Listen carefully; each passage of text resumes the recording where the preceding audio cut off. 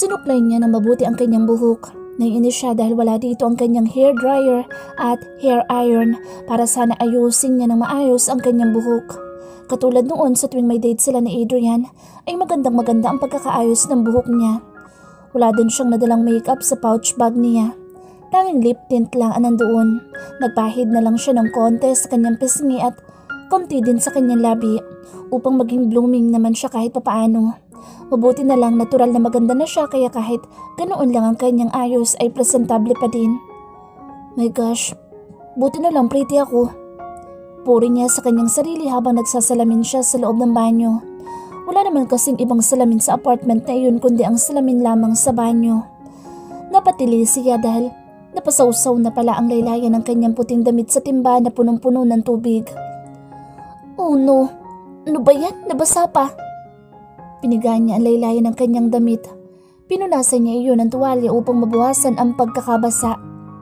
Ayaw na niya magpalit ng ibang damit dahil yun lang ang maayos-ayos sa mga damit na nandoon. Habang pinipigaan niya ang kanyang damit ay narinig niyang kumatok sa pintuan sa batas. Celine? Anang bariton ng boses nito. Napakagatlabi, agad siya dahil boses pa lang nito ay tila kinikilig na siya ngayon. Wait lang po. Malambing na sagot niya kay Batas habang pinupunasan niya ng tuwalya ang laylayan ng kanyang damit. Sa tingin naman niya hindi naman siguro halata ang pagkakabasa ng kanyang damit. Sinipat muna niya sa uling pagkakataon ng kanyang mukha sa salamin. Para siyang tanga na ngumiti ng matamis sa kanyang sarili upang tingnan niya kung maganda ba siya. Perfect! Nakangitim po rin niya sa kanyang sarili dahil nagagandahan din siya sa sarili niya. Huminga muna si Selena ng isang malalim na hinga bago niya pinagbuksan ang pintuan sa Batas. Sinalubong siya ng kakaibang titig nito. Para bang may kislap sa mga mata nito kung makatingin ito sa kanyang mga mata. Hello? Nahihiyang bati niya kay Batas. Hindi pa siya sanay na magpa-cute sa lalaking ito dahil palagi lang silang nag-aasaran at nagpipilosopohan noon. Lalo tuloy bumilis ang pagtibok ng kanyang puso habang nakatingin ito sa kanya. May tipid itong ngiti sa mga labi nito. Napansin niya agad na extra pogi ito ngayong hapon. Nakaputing polo shirt ito na nirolyo nito ang sleeves hanggang sa siko nito. Tinarnuhan nito ng white shorts at white slippers ang outfit nito. Para itong pupunta sa beach sa forma nitong iyon. Nag-usap ba tayong magkulay puti? Napapangiting sabi ni Bata sa kanya. Gaya-gaya ka eh. Napapangiti din niyang sabi kay Batas. Hindi niya maintindihan kung bakit nagiging malambing ang tono ng kanyang boses ngayon. You look so pretty. Pinaghandaan mo, no? Biro pa nito sa kanya kaya natawa na tuloy siya. Whatever. Pinaikot niya ng pabiro ang kanyang mga mata. Kinurot tuloy nito ang kanyang pisngi. Naninibago pa siya sa mga kilos nilang dalawa ni Batas. Naglalandian na ba sila ng pasimple? Parang ganoon kasi ang ginagawa nilang dalawa. Sa bawat pagtingin nila sa isa't isa. Napakagwapo nito. Mukhang nagpabango pa nga ang mokong dahil amoy na amoy niya ang masarap sa pang-amoy na perfume nito. Lalo na siguro kung magyayakapan sila mamaya. Ano ba itong iniisip niya? Pagyayakapan na agad ang iniisip niya samantalang kakasundo pa lang nito sa kanya. At ito pala ang magiging first date nila kung sakali. Tara na? Dahan-dahang hinawakan ni Batas ang kanyang kamay. Napakagatlabi siya dahil sa ginawa ni Batas. Napakainit ng palad nito na nakasakop sa kanyang kamay. Parang nakikipag-holding hands agad ang mokong sa kanya. Hindi naman niya ito pinagbawalan dahil gustong-gusto naman niya iyon. In fact, ngumiti pa nga siya ng pagkatamis-tamis kay Batas nang tuluyan na nitong pagsaklobi ng kanilang mga kamay. Ang init ng mga palad nila ay paniguradong nararamdaman nilang dalawa. Napalunok si Batas dahil sa unang beses nitong makasaklob ang kanyang malambot na kamay. Saan tayo pupunta? Malambing niyang tanong kay Batas. Hindi niya kasi mapigilang maglambing dito. Ang lambot pala ng kamay mo. Thanks. Sa'yo din. Pag-amin ni Selena dahil malambot din ang palad ni Batas. Tinignan niya ang kanilang magkasaklob na mga kamay. Napansin niyang napakalinis din ng mga kuko nito. Isinara ni Batas ang pinto ng kanyang apartment. Bahagyang pinisil pa ni Batas ang kamay niya dahil nakatingin siya sa mga kamay nilang magkahawak. Napalunok siya at nalipat ang tingin niya sa mukha ni Batas. Nakangiti ito ng konti. Hindi ko akalain na sweet ka pala, Celine. Dahan-dahang inangat ni Batas ang kanilang mga kamay at hinalikan nito ang likod ng kanyang palad. Kinilig siya sa ginawa ni Batas. Hindi niya inaasahan na hahalikan nito ang kamay niya. Nagdulot iyon ng matinding init sa kanyang katawan. Kumapit siya sa braso ni Batas dahil parang nanghihina ang kanyang mga tuhod. Ikaw nga yung sweet, Batas. Nahiyang sabi niya. Hindi siya makatingin sa gwapong mukha nito. Samantalang dati kung mag-asaran sila ay wagas. Inalalayan siya nito pasakay sa kotse nito. Nagtataka siya dahil isang luxury car ang kotse nito. Ang akala niya noon ay isang simpleng probinsyano lang sa Batas. Ngunit ngayon ay napapaisip na siya kung ano bang totoong trabaho nito. Mamaya pa, kapag may pagkakataon siya, ay tatanungin niya ito tungkol sa mga personal na bagay. Pinasakay siya ni Batas sa harap ng kotse nito. Pinagbuksan siya nito ng pinto at hindi lang iyon dahil inalalayan pa nito ang kanyang ulo upang hindi siya mauntog. Pakaramdam niya, babaeng-babae siya sa ginawa ni Batas. Ito rin ang nagkabit ng kanyang seatbelt. Hindi siya gumagalaw sa inuupuan niya dahil ito mismo ang nagkakabit ng seatbelt niya. Sinadya pa nitong ipatama ang dulo ng ilong nito sa kanyang ilong na parabang nag-nose to nose pa sila. Nahigit niya tuloy ang kanyang paghinga dahil sa ginawa ni Batas. Ang ganda mo, sambit ni Batas habang napakalapit na mukha nito sa kanya. Napalunok siya, akala niya ay hahalikan na siya nito. Kaya naman pumikit siya. Sabik na siyang matikman ang labi ni Batas. Ilang beses na niyang pinagpapantasyahan ang labi nito. Napakasarap siguro nitong humalik. Nasasabik na siyang matikman iyon. Ngunit ilang segundo na siyang nakapikit ay hindi pa rin siya hinahalikan ni Batas. Kaya naman nagdilat na siya ng kanyang mga mata. Nakita niyang nakangisi ito habang nakatingin sa kanya. Inaasar lang pala siya nito. So, you want my kiss? Nangaasar na tanong nito habang nakangiti. Napanguso tuloy siya at agad na nag-iwas ng tingin kay Batas. Impakto pa rin talaga ito kahit kailan. Nakakainis ka. Napuwing lang ako, no? Napapangusong reklamo niya bago niya itinulak ito ng konti. Later, baby. Kinurot ni Batas ang kanyang pisngi. Bago nito isinara ang pinto at umikot na ito papunta sa driver's side. Napapangiti tuloy siya dahil nabuking agad siya nito na gusto niyang magpahalik ngayong gabi. Akala niya magsisimula na ito magmaneho ngunit hinawakan muna nitong muli ang kanyang kamay. Napatingin tuloy siya dito. Simula ngayon, palagi ko na dapat hawak itong kamay mo. Okay lang ba? Hindi niya mapigilang mapangiti dahil napakalambing ni Batas sa kanya. Siya naman ang pumisil sa kamay nito upang iparating at iparamdam kay Batas na gustong-gusto niya iyon. Don't do that, baby. Nagsimula na magmaneho ng kotse si Batas gamit lamang ang isang kamay nito dahil nakahawak sa kanyang kamay ang kanan nitong kamay. Maya-maya, ito naman ang pumisil sa kanyang kamay habang nagmamaneho ito. Bagya siyang nagulat at muling napakagat ng labi niya. Tila nagets na niya ngayon kung anong epekto ng pagpisila ng mga kamay nila sa kanilang katawan. Para kasing nakiliti siya ng pisilin nito ang kanyang kamay. Marahil, nakiliti din ito kanina nang pisilin niya ang kamay nito. You're quiet. Pansin ni Batas sa kanya. Ha? Sabi ko ang tahimik mo, baby. Pinigilan na lang ni Selena na huwag masyadong kiligin kay Batas dahil dalang-dala na siya sa paglalambing nito. Naninibago lang ako sa'yo. You know, we're always fighting and now, napakalambing na natin ngayon. Nahihiyang sabi niya kay Batas. Ang bilis ko, no? Kinindatan siya nito saglit bago ito muling tumingin sa daan. Pabiro niyang inarapan si Batas. Sa totoo lang nabibilisan din siya sa mga pangyayari. Sa tingin niya, na love at first sight siguro siya kay Batas noong unang gabi pa lang niya itong makilala. Napakagwapo naman kasi nito. Aaminin mo na bang crush mo ako? Pili yung tanong ni Batas sa kanya. Ew, baka ikaw dyan ang aamin. Napapangiting sagot niya kaya natawa ito. Ang daya, ew pa din. Of course, ako yung babae sa atin, no? I will not tell you my feelings kung hindi ka aamin first. Muling hinalikan ni Batas ang likod ng kanyang kamay habang nagmamaneho ito. Ngunit napalunok siya dahil nakahalik lang ito sa kanyang kamay at hindi na nito iyon inalis sa tapat ng bibig nito. Sumusobra na siguro ang kilig na kanyang nararamdaman. Kailangan ba talaga nakahalik ito sa kamay niya habang nagmamaneho ito? Hindi ba ito nakokontento sa pag-holding hands lang?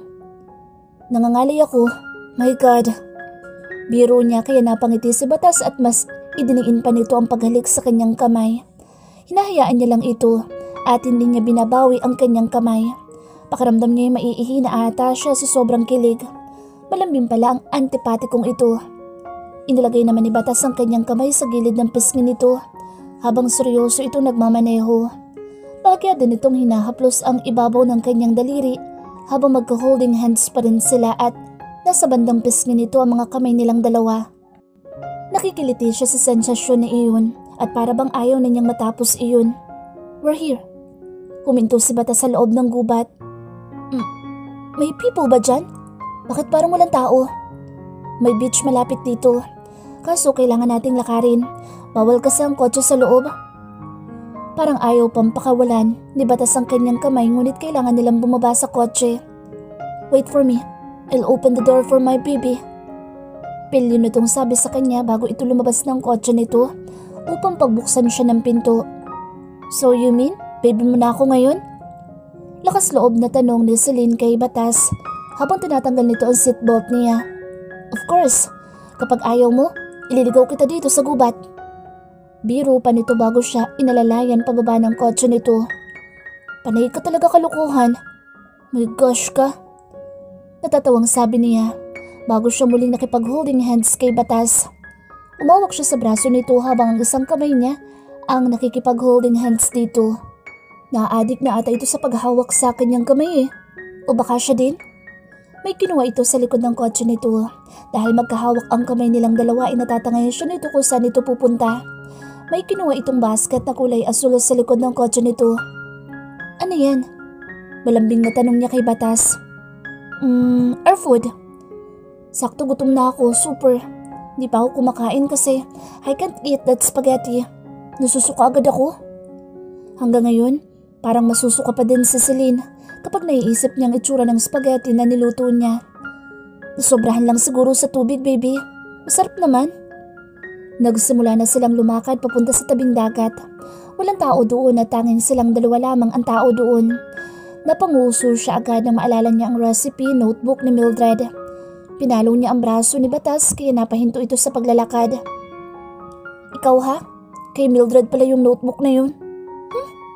"Kaya hindi ko yun sinunod kasi naiinis ako sa inyong dalawa. Yun tuloy nag-impento ako ng sarili ko spaghetti."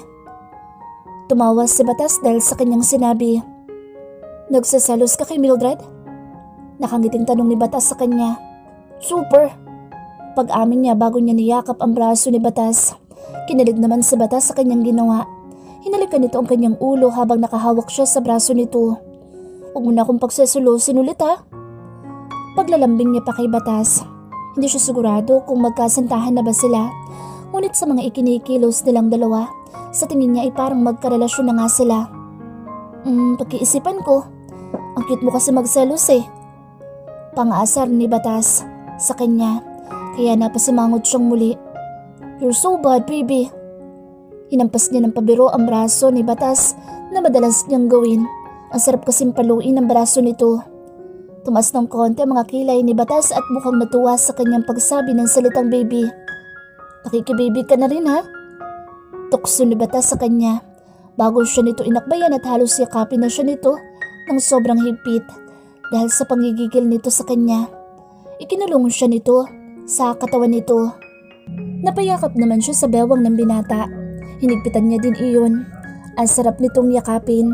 Mainit ang katawan nito at dahil matipuno ito ay napapakagat-labi na lang siya upang pigilan ang panggigigil niya kay Batas. "Oh God, he's so yummy."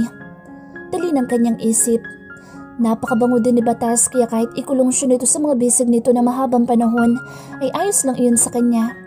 Parang gusto niya magsumiksik palalo sa dibdib ng binata habang inaamoy-amoy niya ito. "Yakap na yakap ha? Siguro dati mo pa ako pinagpapantasyahan." Kinurot niya ito sa tagiliran nito dahil sa pangaasar nito sa kanya. "Baby naman eh. Just hug me." Napakagatlabi si Batas dahil sa utos niya. "Ang tapang pala ng baby ko." Hinapit ni Batas ang kanyang bewang at hindi niya inaasahan ang susunod nitong gagawin. "Ayoko ng hug lang," sabi ni Batas bago ito yumuko at sinakop ang kanyang bibig. Napapikit na lang siya na sakupin ng mapang-angkin nitong labi ang kanyang labi. Unang paglapat pa lang ng mainit na labi ni Batas sa kanyang labi ay halos mapaungol na siya. Ngunit sa tingin niya pareho silang sabik na makapaghalikan. Kaya naman todo bigay agad ang kanilang unang halik. Malalim at mapangahas ang unang halik nila sa isa't isa. Napaungol si Batas dahil tinugon niya ang halik nito ng may halong pananabik. She wants to deepen the kiss. Kumapit siya sa leeg ni Batas upang mas makapaghalikan silang dalawa. Oh God, she was dreaming about this kiss. It was passionate and sweet. Napakalambot ng labi ni Batas at halos paulit-ulit nitong hinahalikan ng kanyang bibig. Isinandal siya ni Batas sa malaking puno na nasa likuran niya. Mas nagkakaroon ito ng pagkakataong palalimin ang halik. Masarap iyon. Sobra. Napangiti si Batas dahil sa maarte niyang pag-ungol. Mas lalo tuloy itong nasarapan sa pakikipaghalikan sa kanya. Hindi na nila namalayan kung ilang minuto na ba silang naghahalikan. Kung hindi pa parang may kumakagat sa paa ni Selena ay hindi pa sila titigil sa paghahalikan ni Batas. Oh! Napatingin siya sa paa niya. Nanlaki ang kanilang mata ni Batas dahil panay antik na langgam pala ang ilalim ng puno. Napatili si Selena at agad siyang napalundag kay Batas. Kinarga siya ni Batas upang ilayo sa mga langgam. Oh God, baby, ang kati! Pinipigilan namang matawa ni Batas dahil literal na nilanggam silang dalawa sa sobrang tamis nila. Napapuntong hininga sa Selena pagkagising niya kinabukasan. Naiisip niya pa rin kasi ang nangyari kahapon sa first date nilang dalawa ni Batas. It was like ecstasy. She experienced an intimate and passionate kiss with Batas. Sobrang sarap nitong humalik. She wants more. She needs more. Hindi pa sana sila titigil sa paghahalikan ni Batas kagabi kung hindi lang siya kinagat ng mga hantik sa ilalim ng puno. May dalawang pantal pa nga ngayon ang kanyang kaliwang paa. Hindi na rin naulit ang paghahalikan nila dahil naroon sa dalampasigan sila Ana at Mildred. Naliligo ang mga ito sa dagat. Nawalan tuloy siya ng gana sa first date nila ni Batas kagabi dahil nakaswimsuit pa si Mildred na halatang nang-aakit kay Batas. Hindi naman ito tinitingnan ni Batas kahit saglit. Mas sexy pa ako for sure. Nainis na sabi ni Selena habang nakahiga pa din siya sa kanyang higaan. Muli siyang napabuntong hininga. Hindi kasi niya na-enjoy ang picnic nilang dalawa ni Batas kagabi. Marami pa naman itong dinalang pagkain para sa kanilang dalawa. Ngunit nakisali si Ana at Mildred. Nag-aya tuloy siyang umuwi agad kagabi. Akala niya magtatagal pa si Batas sa kanyang apartment ngunit hinatid lang siya nito at halatang umiiwas mapag-solo sila. Halik sa kanyang noo lang ang iginawad nito sa kanya kagabi bago ito nagpaalam na umuwi. Nakakaloka. Anong akala nito sa kanya, Lola? Akala pa naman ni Selena ay magkakaromansahan na sila sa loob ng kanyang apartment kagabi. Ngunit nga ang beauty niya. Umuwi ang mokong at hindi man lang nito sinabi kung pupunta ba ito ngayon o hindi. Ay, oh my God, nakakainis ka talaga, Batas. Nagpapadyak siya sa kanyang kutson sa sobrang inis niya. Marahil hindi ito nasarapan salik niya kahapon. Ngunit, imposible. Dahil bigay todo din ito sa paghalik sa kanya kahapon.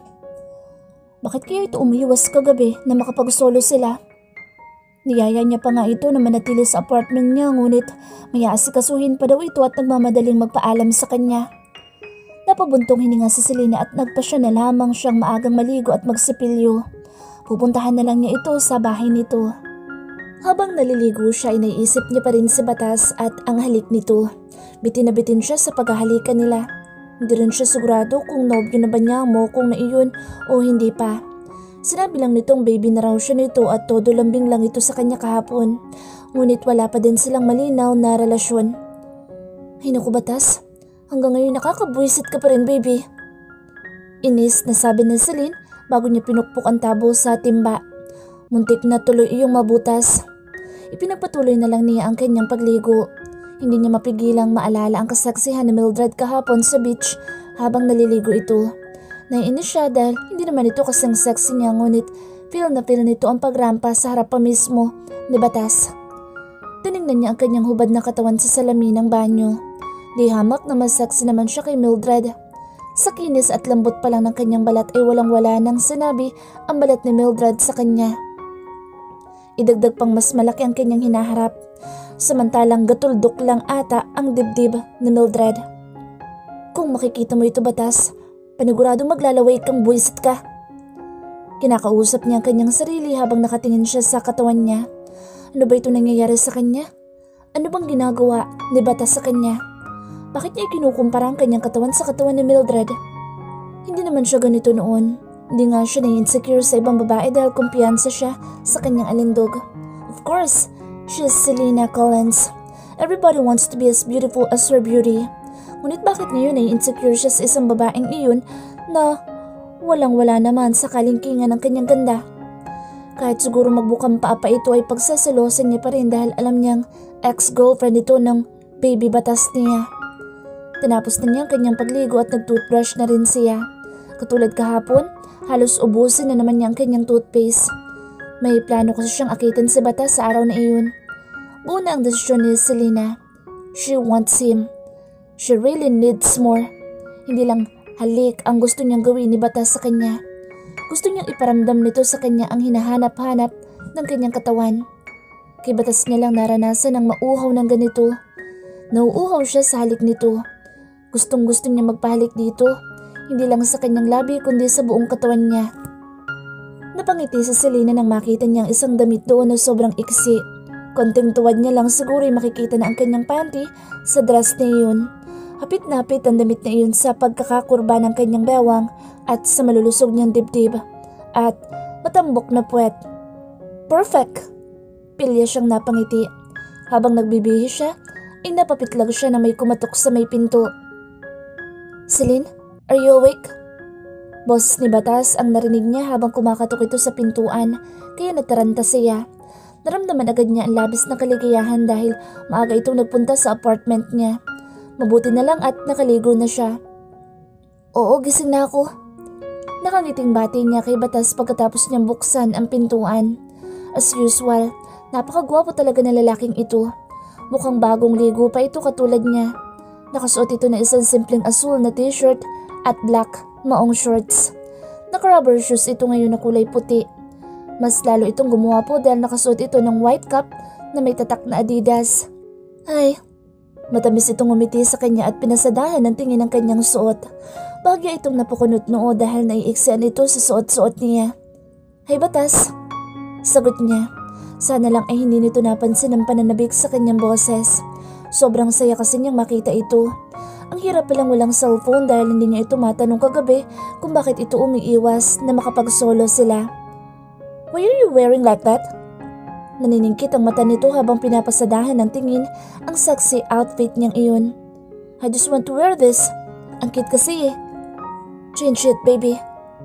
Mariing, tumingin ito sa legs niya. Maraming titingin sa legs mo. Aalis tayo ngayon. Ito ang gusto kong outfit eh. Wala na rin akong ibang damit. Pagsasinungaling niya. Pasaway kang bata ka? Kinurot ni Batas ang kanyang pisngi bago ito pumasok sa loob ng kanyang apartment at tumungo agad sa mga damit na nakatiklop sa isang drawer niya. Mukhang hahanap ito ng ibang masusuot niya. Napangiti siya dahil sa kapilihang naisip niya. Masusolo niya ito ngayon sa loob ng kanyang apartment. Nilak niya agad ang pinto ng apartment niya. Wear this instead of that. Napatigil sa pagsasalita si Batas dahil nahuli siya nitong nilalak ang pinto. I-double lock pa nga niya iyon. Hey silly, anong binabalak mo? Pinipigilang mapangiti ni Batas dahil sa kapilihan niya. Kiss me please. Natawa si Batas sa kanyang sinabi at napailing na lang ito. Huwag po ate, bata pa ako. Biro ni Batas sa kanya, ngunit namula na rin ang mga pisngi nito. Nagkunwari na lang itong hindi naapektuhan sa lantaran niyang pagpapahiwatig ng gusto niyang gawin. Di ba nagkamabutihan na tayo yesterday? So can you kiss me before we go out? Lalapit sana siya kay Batas ngunit inihagis lang ni Batas ang damit na hawak nito sa kanyang mukha. Magpalit ka na, panay kang kalokohan. Natatawang sabi ni Batas sa kanya. Ay, you're so maepal naman baby. Naiinis na niyang reklamo kay Batas dahil dinadaan nito sa biro ang kanyang pangaakit. Magbihis ka na. Lalakad sana si Batas palabas ng apartment niya ngunit pinigilan niya ito. Nakaisip siya ng kapilyahan. Wait, fine. Sige magbibihis ako pero dito ka lang. Naningkit ang mata ni Batas. Don't tempt me, little monkey. Pinitik ni Batas ang kanyang ilong. Itinulak niya ito upang hindi ito lumabas ng kanyang apartment. Dali-dali niyang hinubad ang kanyang dress. Wala na itong nagawa dahil mabilis ang pagkilos niya. Napalunok ito at mabilis na tumalikod sa kanya. Celine, kung magbibihis kay lalabas muna ako. Mahina ngunit seryosong sabi ni Batas. Lalong napangiti si Celine dahil tumalikod agad sa Batas nang ubarin niya ang kanyang dress sa harap nito. Pinamulahan agad ito ng mga pisngi dahil sa kapilyahan na kanyang ginawa. Kapag hindi ka humarap sa akin, hindi ako magbibihis, Batas. May halong pangaakit niyang sabi kay Batas. Hindi niya maintindihan kung ano bang nangyayari sa kanya o kung saan ba siya humuhugot ng kanyang lakas ng loob. Lahat ata ng landi niya sa kanyang katawan ay lumalabas dahil lamang sa lalaking ito. Samantalang kay Joey noon ay napakahigpit niya pagdating sa bagay na iyon. Ayaw niyang nababasto siya ngunit ngayon siya pa mismo ang gustong magpagalaw kay Batas. Isipin na ng iba na malandi siyang babae ngunit ito talagang isinisigaw ng puso't katawan niya. She wants him. Hindi siya nakatulog kagabi kaya isip sa maaari nilang gawin ni Batas. Lalo na ngayong natikman na niya ang masarap nitong halik. Parang nawawala sa tamang pag-iisip ang katinuan niya. Hindi rin ako haharap hanggat hindi ka nagbibihis. Seryoso pa rin sabi ni Batas sa kanya habang nakatalikod pa rin ito. Naka-brat panty na lang siya sa mga oras na iyon. She wants to show him what she have. Her body is a body to die for. Napakaswerte nga ni Batas dahil kusa niya itong ipapakita at handang ibigay sa mga oras na iyon. Nahihiya siya kay Batas dahil sa kanyang ginagawa, ngunit mas malakas ang emosyon niya sa tawag ng init ng kanyang katawan. Her body needs him. Bodily needs him. Baby, lalabas muna ako. Ulit ni Batas sa malambing na tono upang huwag siguro siya magtampo. Ha, ganun. Kapag si Mildred naka-swimsuit, tinitingnan mo. Nagtatampong sabi niya kay Batas kaya muntik na itong mapalingon sa kanya. Mabuti na lang at napigilan pa nito ang sarili na mapalingon dahil alam nitong nakahubad pa rin siya. Baby, nasa beach naman siya kahapon at wala naman akong paki sa kanya kahit magubad pa siya o kahit anong gawin niya sa buhay niya. Kahit na. Please look at me, Batas. Please? May mali ba sa akin? Ayaw mo ba sa akin? Ayaw mo ba makita ang katawan ko? Sunod-sunod at madrama niyang tanong kay Batas. Napakamot si Batas sa kilay nito dahil sa pagdadrama niya. Napilitan tuloy itong mapatingin sa kanya. Saglit itong natigilan sa ganda ng kanyang katawan. She's like a beauty queen. Para siyang isang sexy model na perpekto ang hubog ng katawan. Si Batas pa lang ang nakakakita ng katawan niyang iyon. Daig niya pa ang mga calendar girls na nagmumodelo ng mga katawan nito sa isang kalendaryo tuwing magpapalit ang taon. Napalunok ito dahil sa tentasyong nararamdaman nito. Napilit nitong nilalabanan. Gusto nitong respetuhin siya at huwag patulan ng kanyang kapilyahan. Kahit pa natutokso na rin itong sunggaban siya ng mga sandaling iyon. Lalaki pa din si Batas at natutokso ito sa kanyang kapilyahan. Baby, hindi naman sa ganun. Nahihirapan na ito ng konti sa pagsasalita dahil parang nanunuyo ang lalamunan nito sa masarap niyang pangangatawan na nakabilad sa harapan nito. Bakit? Hindi ka ba nasarapan sa halik ko kahapon, Batas? Tell me, bakit hindi mo ako ulit tinalikan kagabi bago ka umuwi? Ayaw mo na bang halikan ako? Bad breath ba ako? Sunod-sunod na naman niyang tanong. Of course alam niyang hindi siya bad breath. Alagang-alaga na private dentist niya ang kanyang mga mapuputing ngipin. Lumapit si Batas sa kanya. Kahit parang ayaw nitong lapitan siya dahil sa kanyang kahubaran. Hindi na lang ito tumitingin sa katawan niyang nakakaakit. Your kisses drives me crazy, Celine. Kung alam mo lang. Hinawakan ni Batas sa magkabila niyang pisngi. Naramdaman niyang mainit ang mga palad nito.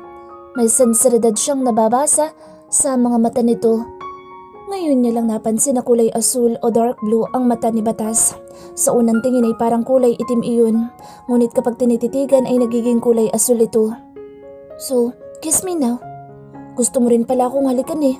Bakit hindi mo gawin? Gosh, hindi naman kita pinipigilang gawin yun eh. Pagpupumilit pa rin niya, lalo siyang nasasabik sa halik ni Batas dahil namumula ang mga labi nito na para bang kay sarap kagatin.